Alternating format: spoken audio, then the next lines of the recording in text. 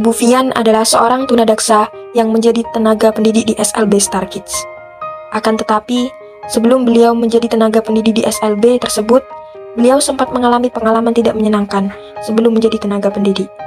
Berdasarkan pemaparannya, beliau menceritakan, sebelum masuk SLB Star Kids, saya mencoba mendaftar menjadi tenaga pendidik di SLB YPAC. Untungnya diterima, tapi hanya disuruh menjadi tukang bersih-bersih asrama.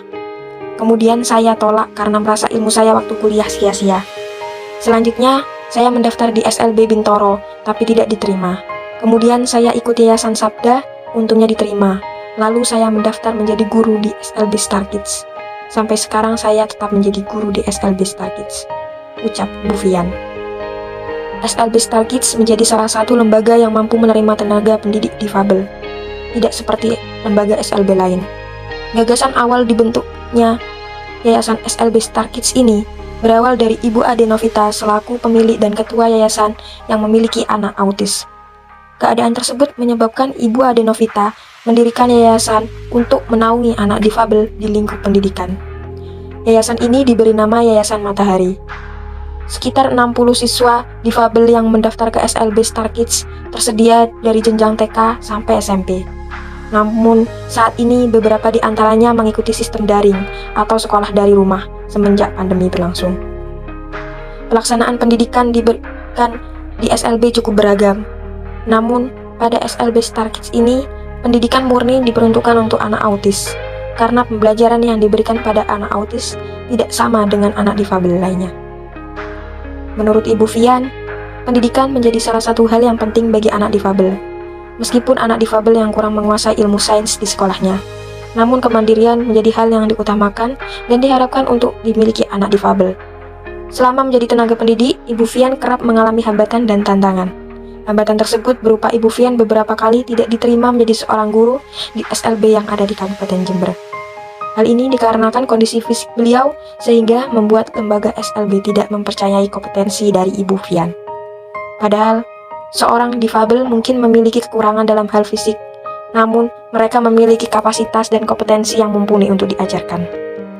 Di samping itu, di SLB Star Kids, Ibu Fian juga mendapatkan tantangan dalam mengajar. Tantangan tersebut adalah ketika mengajar beliau seringkali mendapatkan luka memar pada bagian tubuhnya karena harus mengatasi anak difabel yang sedang tantrum. Saat tantrum, saya sering mendapatkan luka dan memar ketika sedang mengajar. Karena pada saat tantrum, anak didik saya sering mencakar tangan dan menggigit.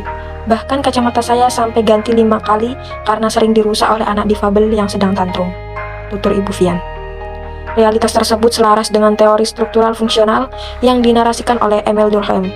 Wirawan dalam bukunya berjudul Teori-Teori Sosial dalam 3 Paradigma.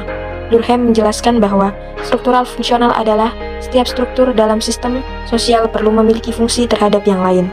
Sebaliknya, apabila tidak fungsional, maka struktur ini tidak akan ada atau hilang dengan sendirinya. Lebih jelasnya, Durkheim menarasikan bahwa masyarakat harus menjalankan fungsinya masing-masing dengan normal, sejalan dengan apa yang dilakukan oleh Ibu Fian sebagai tenaga pendidik di SLB Star Kids.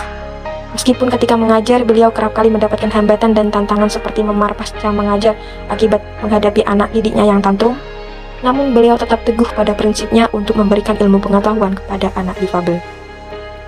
Menurut Ibu Fian, pendidikan bagi anak difabel di Kecamatan Sumbersari masih dikatakan kurang.